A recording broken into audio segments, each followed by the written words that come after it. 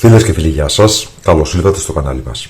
Σήμερα θα παρακολουθήσουμε μαζί τα υλικά και τη διαδικασία για να φτιάξουμε αυτά εδώ τα υπέροχα προζυμένια παραδοσιακά κουλούρια Θεσσαλονίκης, όπως επίσης και τα παλαιού τύπου κριτσίνια, επίσης με προζύμι. Πάμε λοιπόν να παρακολουθήσουμε μαζί τα υλικά και τη διαδικασία για την εκτέλεση της συνταγής μας. Ξεκινάμε λοιπόν να πιάσουμε το προζύμι μας. Σε ένα καθαρό σκεύος θα βάλουμε 150 γραμμάρια χλιαρό νερό. Εδώ έχουμε το προζύμι, το οποίο το βγάλαμε από το ψυγείο. Αυτό εδώ είναι. Θα αδειάσουμε το προζύμι μέσα στο νερό.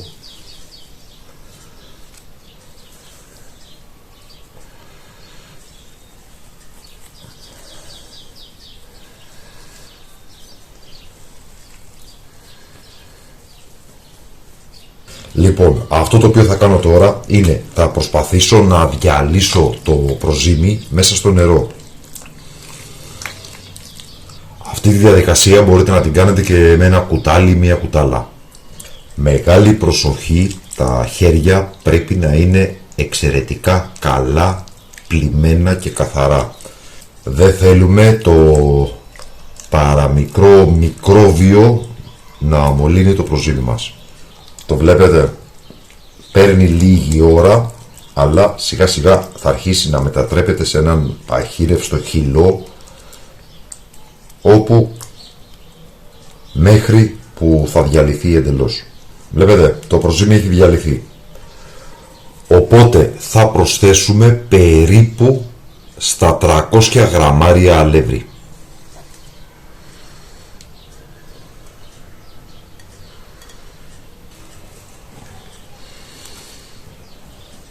Αν σε μια ζύμη βάλεις αρκετό προζύμι, η ζύμη θα γίνει πολύ πιο γρήγορα, θα φουσκώσει. Αν βάλεις λιγότερο, θα χρειαστεί να περιμένεις περισσότερη ώρα. Αυτή είναι η μόνη διαφορά. Όπως βλέπετε, έχουμε μια συμπαγή ζύμη. Το προζυμάκι μας είναι έτοιμο. Τι θα κάνουμε τώρα? Θα βγάλουμε μια ποσότητα,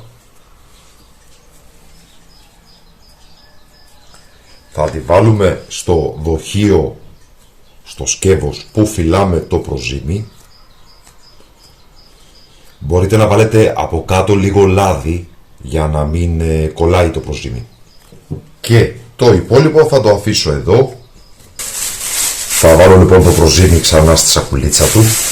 Βλέπετε, εδώ δεν θα την κλείσω όπως είναι, απλά το διπλώνω από κάτω. Θα σκεπάσω με μία διάφανη μεμβράνη εδώ, βλέπετε, και θα βάλω και τα δύο στο θάλαμο της κουζίνας, σβηστή κουζίνα, και θα τα αφήσω μέχρι αυτό εδώ να διπλασιαστεί σε όγκο. Όταν διπλασιαστεί λοιπόν σε όγκο, σημαίνει ότι είναι έτοιμο, οπότε αυτό εδώ θα το βάλω στο ψυγείο να το φυλάξω για επόμενη φορά, και αυτό εδώ θα το χρησιμοποιήσω.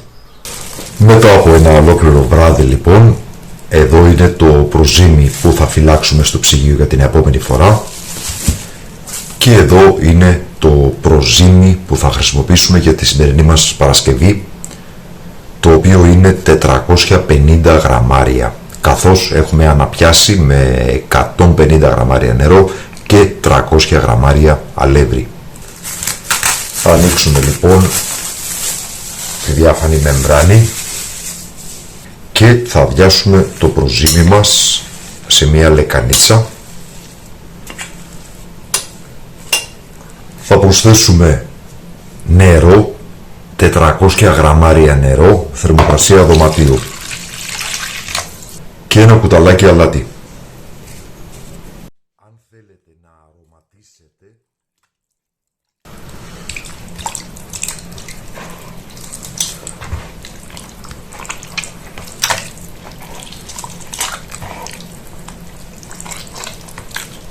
ανακατεύουμε λοιπόν πάρα πολύ καλά για να διαλύσουμε το προζύμι μέσα στο νερό.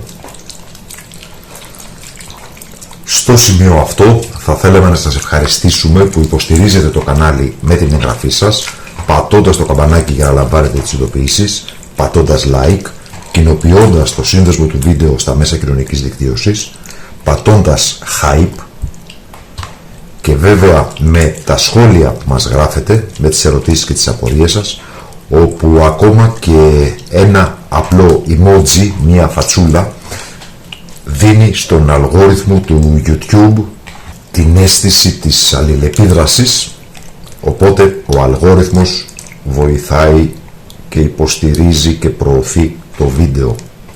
Θα προσθέσουμε ελαιόλαδο περίπου στα 80 γραμμάρια.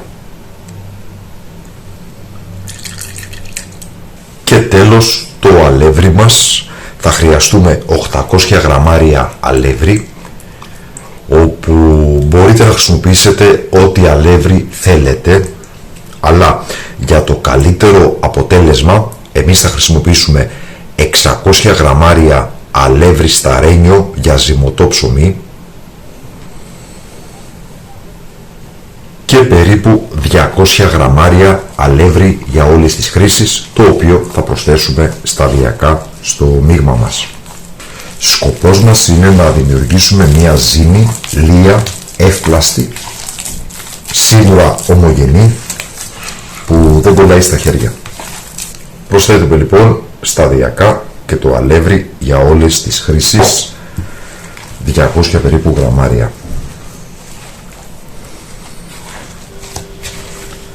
Και το ζυμαράκι μας είναι έτοιμο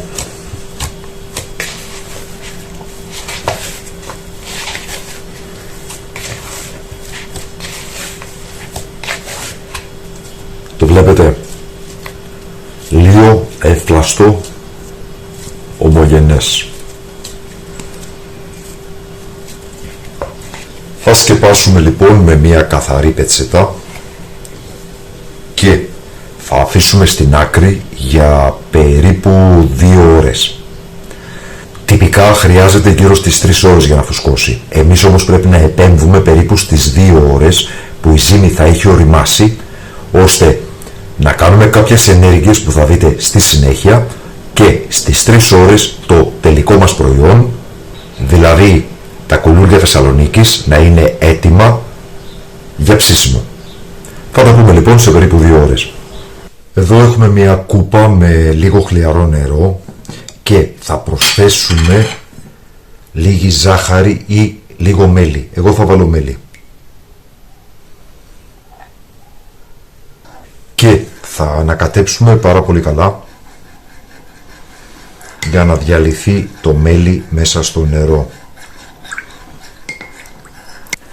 Και θα αδειάσουμε την κούπα μέσα σε ένα βαθύ πιάτο,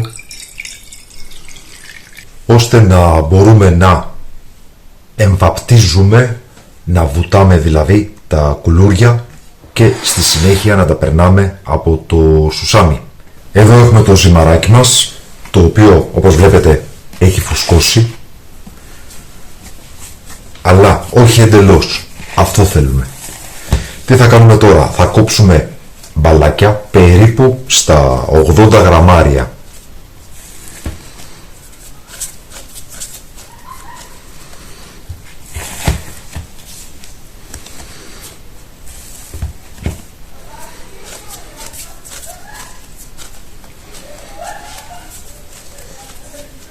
Το μέγεθος το ορίζετε εσείς. Μπορεί να είναι 80 γραμμάρια, μπορεί να είναι 100 γραμμάρια.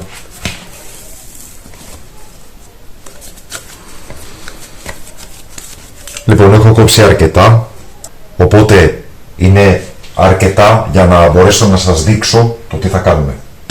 Αυτό λοιπόν το οποίο θα κάνουμε είναι, θα ανοίξουμε λίγο το ζυμαράκι μας.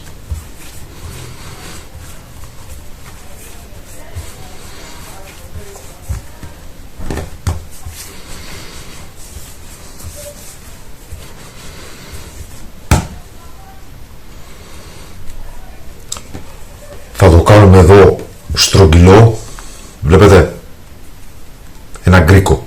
Θα το εμβαπτίσουμε στο νερό με το μελί.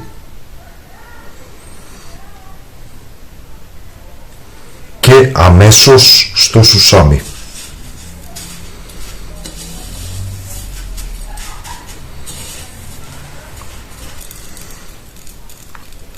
Και το πρώτο κουλούρι μας είναι έτοιμο. Θα το τοποθετήσουμε πάνω σε λαμαρίνα που έχουμε στρώσει λαδόκολλα και θα συνεχίσουμε ακριβώς την ίδια διαδικασία με τα υπόλοιπα.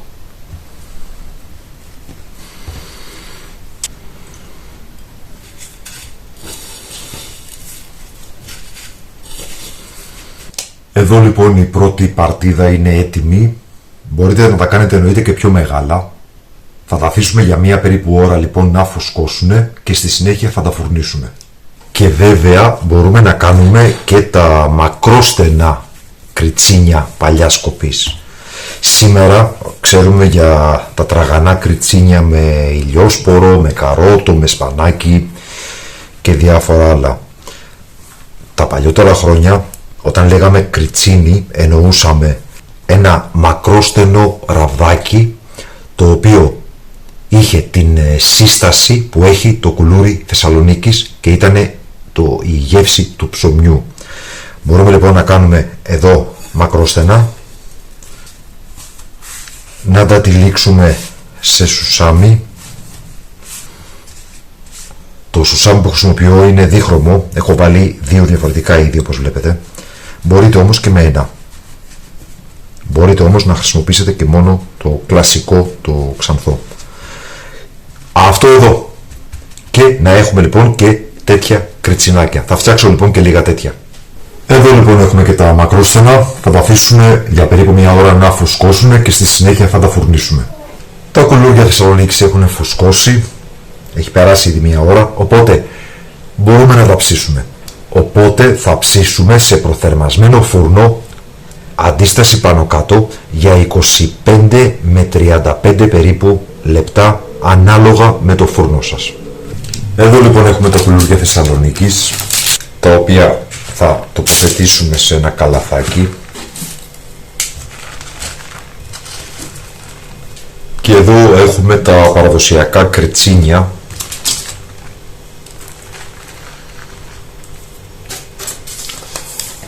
δεν θα χωρέσουν όλα. Αυτά εδώ είναι λοιπόν και όπως βλέπετε μέσα είναι αφράτα ενώ απ' έξω είναι τραγανά.